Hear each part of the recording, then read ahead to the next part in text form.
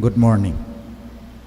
May God fill with His blessings all those attending online our Mass today, where the Gospel speaks of the Pharisees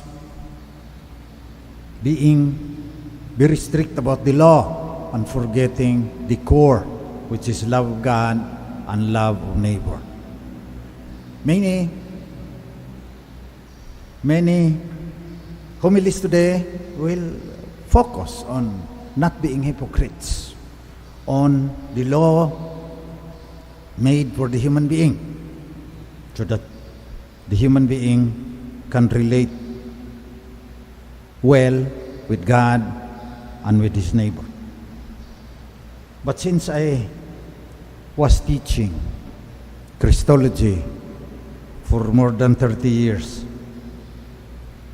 my focus today would be the Son of Man is Lord of the Sabbath. Son of Man. Title Christology po ang tawag dyan. Because in Christology, the most crucial questions, two.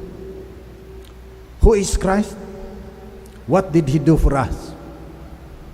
And title Christology seeks to answer these two questions with the titles that are given to Christ in the New Testament. Son of God, Son of David, a prophet. But what is the favorite title that Christ used of Himself? Son of Man.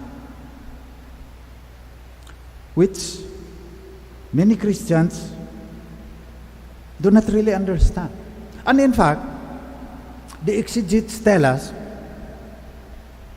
even the synoptic writers, the writers of the gospel, were a little bit embarrassed with Son of Man because Jesus used it more often than we can see in the Bible today. Son of Man. I always refer Son of Man to Daniel 7. The vision of the Ancient One, Laon in Visayan, their name for God, forever. The vision of the one who has been living forever. The one who had been living forever sat down on one of the thrones. His clothes were white as snow, and his hair was like pure wool. His throne, mounted on fiery wheels, was blazing with fire, and a stream of fire was pouring out upon it, depicting the transcendence of Yahweh, the Almighty, the Ancient One who lives forever. What did the Ancient One do?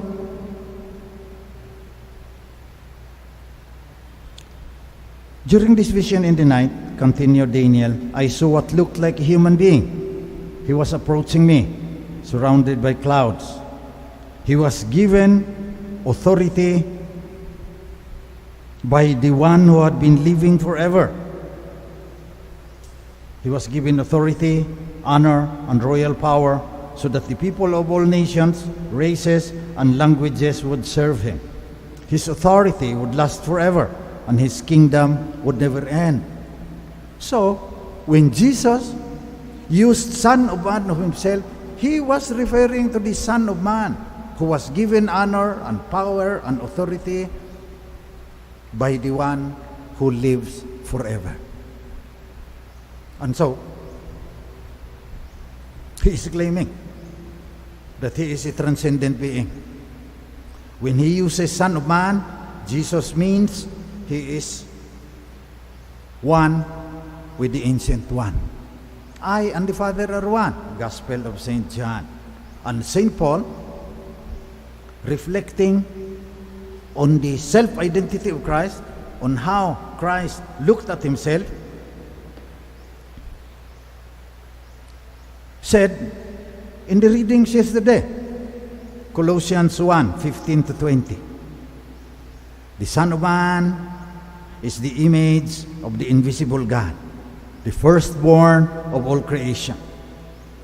For in Him were created all things in heaven and on earth. So He had creative functions.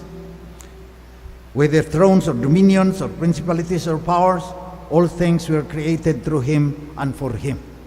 So I am relating the readings, first reading yesterday, Colossians 1:15 to 20, to the gospel today, the Son of Man is Lord of the Sabbath, which we already related to Daniel 7 and the Ancient One, the one who lives forever, giving Him all authority in heaven and on earth.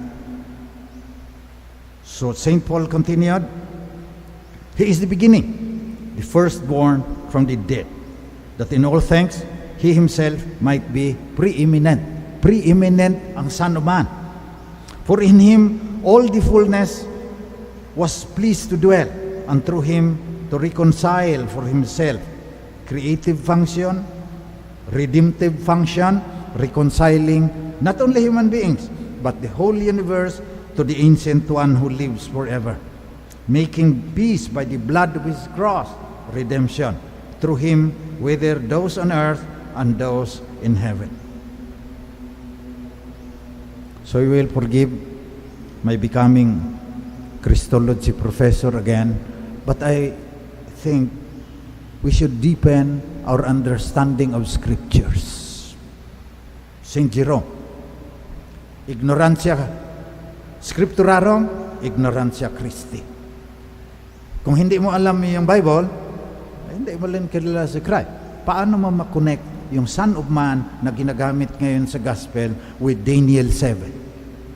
Paano mo makonect yung Gospel today, Son of Man, with what St. Paul said in the reading yesterday, Colossians 3:15 to 20.